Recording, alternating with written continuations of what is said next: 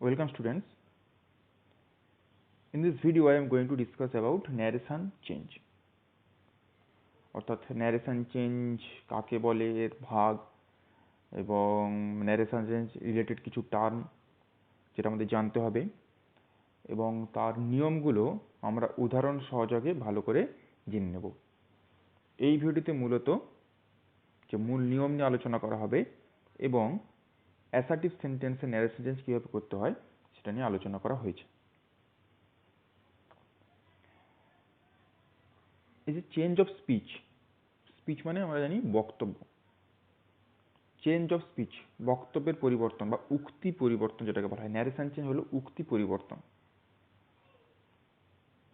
এটার যৌক্তিকতা কি বা আমরা কেন শিখব? এটা কিন্তু নতুন কিছুই নয়, এটা কিন্তু আমরা প্রায় প্রত্যহ জীবনেই আমরা এই ধরনের কথা বলে থাকি এবং পরিবর্তন করি বলে থাকি, কিন্তু আমরা জানি না এটাকে ন্যারেশন চেঞ্জ বলে বলে। যেমন ধরো একটা উদাহরণ বলি,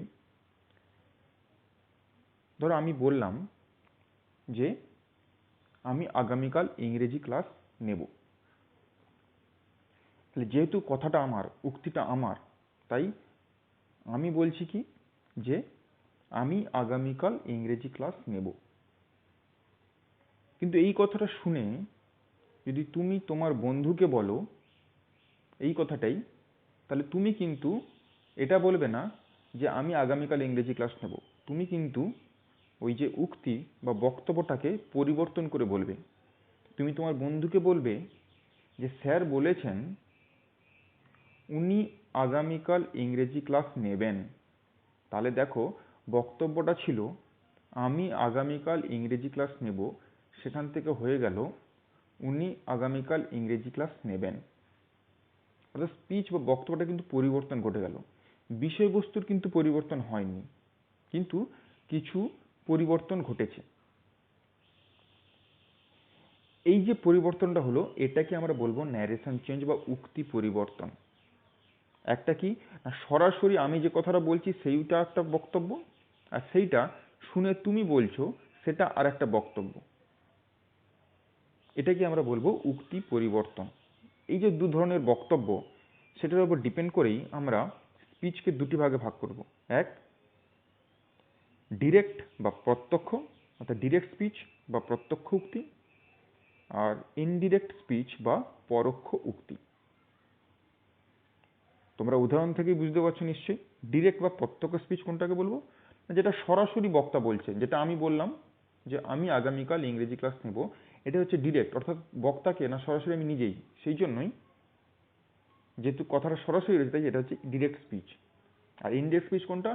যেটা তুমি পরিবর্তন করে বললে যে স্যার বলেছেন উনি আগামীকাল ইংরেজি ক্লাস নেবেন, এটাই হচ্ছে ইনডিরেক্ট বা পরোক্ষ উক্তি। এখানে আমরা এই ডিরেক্ট স্পিচ থেকে ইনডিরেক্ট স্পিচে কিভাবে পরিবর্তন করতে হয় সেটাই আমরা শিখব। তবে এই পরিবর্তন করার আগে আমাদের ডিরেক্ট স্পিচ বা প্রত্যক্ষ উক্তির যে বাক্যটা তার গঠনটা কেমন হয় সেটা সম্বন্ধে আমরা একটু জেনে নেব। দেখো এখানে ডিরেক্ট স্পিচ সাধারণত দুটো বাক্য থাকবে। প্রথমে একটা বাক্য, তারপরে কমা, তারপরে আবার একটা বাক্য। সেটা আবার ডাবল ইনভার্টেড কমার মধ্যে রয়েছে। দেখো অর্থাৎ প্রথমে একটা বাক্য, তারপরে কমা, আবার একটা বাক্য, সেটা ডাবল ইনভার্টেড কমার মধ্যে থাকবে। আর যেহেতু বাক্য তাই তার কি থাকবে? সাবজেক্ট থাকবে, ভার্ব থাকবে এবং অবজেক্ট থাকতে পারে, নাও থাকতে পারে। আর সেকেন্ড যে বাক্য তারও কি থাকবে? সাবজেক্ট থাকবে, ভার্ব থাকবে এবং অবজেক্ট থাকতে পারে, নাও থাকতে পারে। এবং মাঝে কমা থাকবে এবং সেকেন্ড বাক্যটা ডাবল ইনভার্টেড কমাতে থাকবে। এটা হচ্ছে ডিরেক্ট স্পিচের স্ট্রাকচার। একটা এক্সাম্পল দেখে নেব। Virat said to me Rohit plays football well. Virat said to me Rohit plays football well. দেখো প্রথমে একটা বাক্য রয়েছে বিরাট সেড টু মি, আর সেকেন্ড একটা বাক্য রয়েছে ইনভার্টেড কমার মধ্যে রোহিত প্লেজ ফুটবল ওয়েল। প্রথম বাক্যের ভার্ব সেড টু, কে খেলে, কে বলেছিল? বিরাট বলেছিল। So Virat is the subject of the verb said to. আর কাকে বলেছিল?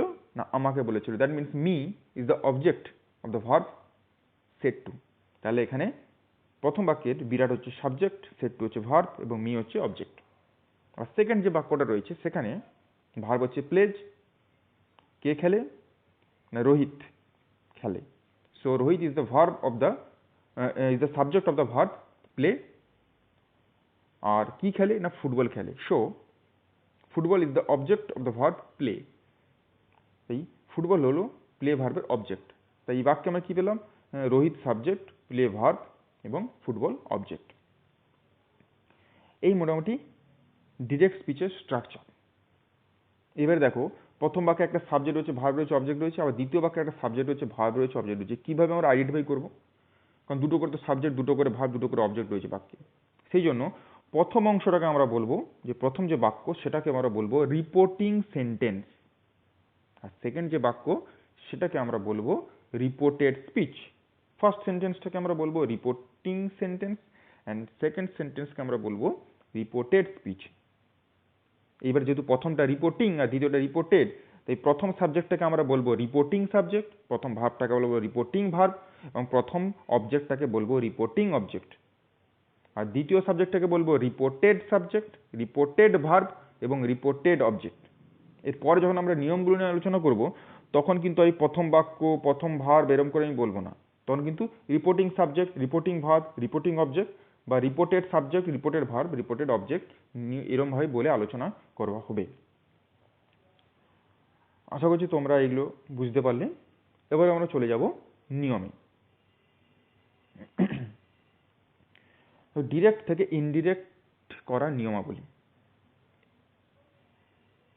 মূল নিয়ম অর্থাৎ আমরা পাঁচ ধরনের বাক্যের ন্যারেশন চেঞ্জ করব। Assertive, interrogative, imperative, optative, exclamatory. 5 ধরনের বাক্যের ন্যারেশন চেঞ্জ আমরা শিখব।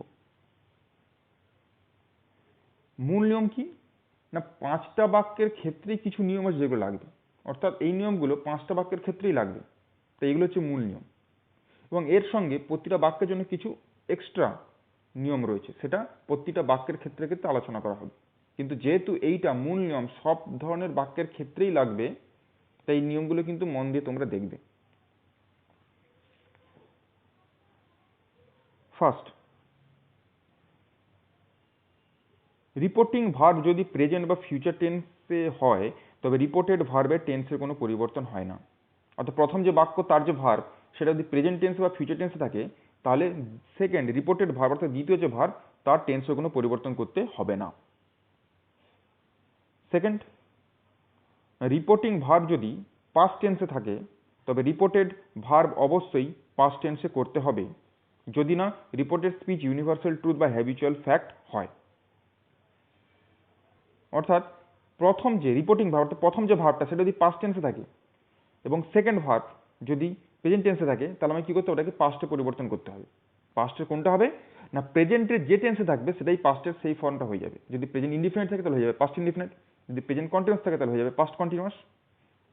তবে একটা ব্যতিক্রম রয়েছে, কি না সেকেন্ড সেন্টেন্স রিপোর্টেড স্পিচ সেটা যদি ইউনিভার্সাল ট্রুথ অর্থাৎ চিরন্তন সত্য, যেমন the sun rises in the east, সূর্য পূর্ব দিকে ওঠে, the earth moves round the sun, পৃথিবী সূর্যটা দিয়ে ঘোরে, 2 and 2 make 4, 2 2 4 হয়, এইগুলো কি না ইউনিভার্সাল ট্রুথ। আর হ্যাবিচুয়াল ফ্যাক্ট অর্থাৎ নিত্যদিনের অভ্যাস, অর্থাৎ কোনো বাক্য যদি ডেলি এভরিডে এরকম থাকে, তাহলে কিন্তু প্রথম ভার্বটা অর্থাৎ রিপোর্টিং ভার্বটা যদি পাস্ট টেন্সে থাকে, তাহলেও টেন্সে কোনো পরিবর্তন হবে না। আর কি বলেছে না, আবার রিপোর্টিং ভার্ব ও রিপোর্টেড ভার্ব উভয় যদি পাস্ট টেন্সে থাকে, তবে রিপোর্টেড ভার্বকে পাস্ট পারফেক্টে পরিবর্তন করতে হয়। অর্থাৎ দুদিকেরই দুটো ভার্বই যদি পাস্টে থাকে, এটাও পাস্ট ইনডিফিনিট ওটাও পাস্ট ইনডিফিনিট, তাহলে আমাকে সেকেন্ড যে ভার্ব সেটাকে আমাকে পাস্ট পারফেক্টে পরিবর্তন করতে হবে। এখন তোমার নিয়মগুলো একটু শুনে নাও, এরপরে যখন উদাহরণ সহকারে প্রত্যেকটা নিয়ম আলোচনা হবে, তখন তোমরা আরো ভালোভাবে বুঝতে পারবে এটা। আর 3 নম্বরে বলা হয়েছে না রিপোর্টিং সাবজেক্ট ও অবজেক্ট অনুযায়ী রিপোর্টেড সাবজেক্ট ও অবজেক্ট পরিবর্তন করতে হয়। অর্থাৎ প্রথম যে সাবজেক্ট এবং প্রথম যে বাক্য তার যে সাবজেক্ট এবং অবজেক্ট রয়েছে সেইটা অনুযায়ী দ্বিতীয় বাক্যের সাবজেক্ট এবং অবজেক্টকে পরিবর্তন করতে হবে। তাহলে আমরা এই বাক্যে কি শিখলাম না, প্রথম ভার্বটা যদি প্রেজেন্ট বা ফিউচারে থাকে, তাহলে দ্বিতীয় ভার্বের টেন্সে পরিবর্তন করতে হবে না। প্রথম ভার্বটা যদি পাস্ট টেন্সে থাকে, তাহলে দ্বিতীয় ভার্বটাকেও পাস্টে পরিবর্তন করতে হবে। দ্বিতীয় ভার্ব বা বাক্যটা যদি ইউনিভার্সাল ট্রুথ বা হ্যাবিচুয়াল ফ্যাক্ট হয় তাহলে টেন্সে কোনো পরিবর্তন হবে না। আর একটা কি বলা হলো না, দুদিকে যদি পাস্ট টেন্স থাকে তাহলে দ্বিতীয় বাক্যটাকে পাস্ট পারফেক্টে পরিবর্তন করতে হবে, আর প্রথম সাবজেক্ট এবং অবজেক্ট অনুযায়ী দ্বিতীয় সাবজেক্ট অবজেক্ট অনুযায়ী পরিবর্তন করতে হবে। এই হচ্ছে মূল নিয়ম, এটা সব ধরনের বাক্যের ক্ষেত্রেই আমার লাগবে। এবার চলে যাবো অ্যাসার্টিভ সেন্টেন্স। অ্যাসার্টিভ সেন্টেন্স করতে গেলে কিভাবে করব, মূল নিয়ম অনুসরণ করতে হবে, অর্থাৎ যে তিনটে নিয়ম এক্ষুনি করলাম ওই তিনটে নিয়ম, তার সঙ্গে রিপোর্টিং ভার্ব টেলে পরিবর্তন করতে হয়, কিন্তু যদি রিপোর্টিং অবজেক্ট না থাকে তাহলে পরিবর্তন করতে হয় না। অর্থাৎ প্রথম যে ভার্ব অর্থাৎ সেট যেটা থাকবে সেটাকে কি করতে হবে না, টেলে পরিবর্তন হতে। কখন না, যদি সেট টু থাকে তাহলে আমি টেল করব, যদি সেট টু থাকে তাহলে আমি টোল্ড করব, কিন্তু যদি শুধু সে থাকে তাহলে কিন্তু আমি কোনো পরিবর্তন করব না। সে বা সেট থাকে তাহলে শুধু সে বা সেট বসে যাবে। আর যদি সে টু থাকে তাহলে হয়ে যাবে ওটা টোল্ড করতে হবে। যদি সেট টু থাকে তাহলে করতে হবে টোল্ড, আর যদি সেট শুধু সেট থাকে তাহলে আমাকে যেরকম সেটকে সেট বসে যাবে। নাম্বার 3, রিপোর্টেড স্পিচের পূর্বে দ্যাট বসবে, অর্থাৎ মাঝে যে কমা এবং ইনভার্টেড কমাটা ছিল সেটা উঠে যাবে এবং তার জায়গায় ওখানে একটা দ্যাট বসবে, দুটো বাক্যের ঠিক মাঝখানে একটা দ্যাট বসবে। এই হচ্ছে অ্যাসার্টিভ সেন্টেন্সের নিয়ম। তাহলে এখানে যা নিয়ম ছিল তার সঙ্গে দুটো নিয়ম দেখলাম, কি না, রিপোর্টিং ভার্ব অর্থাৎ প্রথম ভার্বটাকে টেলে পরিবর্তন করতে হবে যদি সেট টু থাকে, আর না হলে আমার যেরকম কোনো পরিবর্তন করতে হবে না, আর কি না একটা দ্যাট বসবে। এবার আমি উদাহরণে চলে যাব। First example, he says to me you are a fool. He says to me you are a fool. দেখো প্রথম বাক্যটা প্রথম ভার্বটা কিসে আছে, রিপোর্টিং ভার্বটা সেজ আছে, তার মানে প্রেজেন্ট ইনফিনিট টেন্সে আছে, তাহলে দ্বিতীয় বাক্যের টেন্সে কোনো পরিবর্তন হবে না। তাহলে যেমন হি, তো হি বসে গেল, সেজ টু আছে তাহলে আমাকে কি করতে হবে, টেলস করতে হবে, তারপরে মি বসে যাবে, তারপরে কি বসবে, দ্যাট বসবে। এবার এখানে ইউ আছে, ইউটা কাকে বোঝাচ্ছে, ইউটা মি কে বোঝাচ্ছে, প্রথম বাক্যের মি কে বোঝাচ্ছে, তাই কি বসবে, আই বসবে। টেন্সে কোনো পরিবর্তন হবে না, তাই এটা ইনফিনিট টেন্সই হবে। আর যেহেতু সাবজেক্ট এখানে আই হয়েছে তাই হয়ে যাবে এম, আর বসবে না, কারণ এখানে সাবজেক্ট ওখানে ইউ ছিল বলে আর হয়েছিল, এখানে আই তাই এম বসবে, এ ফুল। তাই তাহলে he says to me you are a fool, narration change করলে হবে he tells me that I am a fool. Next, I shall say to him, you cannot do the sum. I shall say to him, you cannot do the sum. দেখো এখানে প্রথম যে ভার্বটা রয়েছে অর্থাৎ reporting ভার্বটা shall সে আছে অর্থাৎ future টেন্সে রয়েছে, তাহলে দ্বিতীয় যে বাক্যটা অর্থাৎ reported speech you can not do the same এর টেন্সে কোনো পরিবর্তন হবে না। তাহলে কি হবে না, যেরকম আই সেরকম আই বসে যাবে, তারপরে শ্যাল বসে যাবে, কিন্তু সে টু আছে তাহলে আমাকে কি করতে হবে, টেল করতে হবে, আই শ্যাল টেল, তারপরে হিম যেরকম ছিল সেরকম বসে যাবে, তারপরে দ্যাট বসবে। ইউটা কাকে বোঝাচ্ছে না, হিমকে বোঝাচ্ছে, তাই এখানে কি হয়ে যাবে, ইউটা হি হয়ে যাবে, টেন্সে কোনো পরিবর্তন হবে না, তাই যেরকম ছিল can not do the same সেরকম বসে যাবে। তাহলে I shall say to him you can not do the same, narration change করলে হবে I shall tell him that he can not do the same. Next, he said to me I am unable to give you the book. দেখো প্রথম যে reporting ভার্বটা রয়েছে দেখো সেটা set two রয়েছে অর্থাৎ পাস্ট টেন্সে রয়েছে, আর যে রিপোর্টেড স্পিচটা রয়েছে অর্থাৎ সেকেন্ড সেন্টেন্সটা সেখানে কিন্তু I am unable to give you the book অর্থাৎ প্রেজেন্ট টেন্সে রয়েছে, আর এটা ইউনিভার্সাল ট্রুথও নয় বা হ্যাবিচুয়াল ফ্যাক্টও নয়। তাহলে এটা কি করতে হবে, আমাকে পাস্টে পরিবর্তন করতে হবে, প্রেজেন্ট ইনডিফিনিট আছে হয়ে যাবে পাস্ট ইনডিফিনিট। যেরকম হি কে হি বসে যাবে, সেট টু অর্থাৎ টোল্ড হয়ে যাবে, তারপরে মি, তারপরে কনজাংশন বসবে দ্যাট, আইটা কাকে বোঝাচ্ছে, হি সেড টু মি, এখানে আইটা কাকে বোঝাচ্ছে, হি কে বোঝাচ্ছে, সে বলেছিল যে আমি, অর্থাৎ আইটা কাকে বোঝাচ্ছে, হি কে বোঝাচ্ছে, তাই হয়ে যাবে হি। এমটা কি হয়ে যাবে না, পাস্ট ইনডিফিনিট হয়ে যাবে, তাই কি হবে, ওয়াজ। তারপর আনএবল টু গিভ, আবার ইউ একটা প্রোনাউন রয়েছে, ইউটা কাকে বোঝাচ্ছে, এখানে প্রথম বাক্যের মি কে বোঝাচ্ছে, তাই এখানে অবজেক্টিভ ফর মিটাই বসবে, দ্য বুক। তাহলে he said to me I am unable to give you the book, narration change করলে হবে he told me that he was unable to give me the book.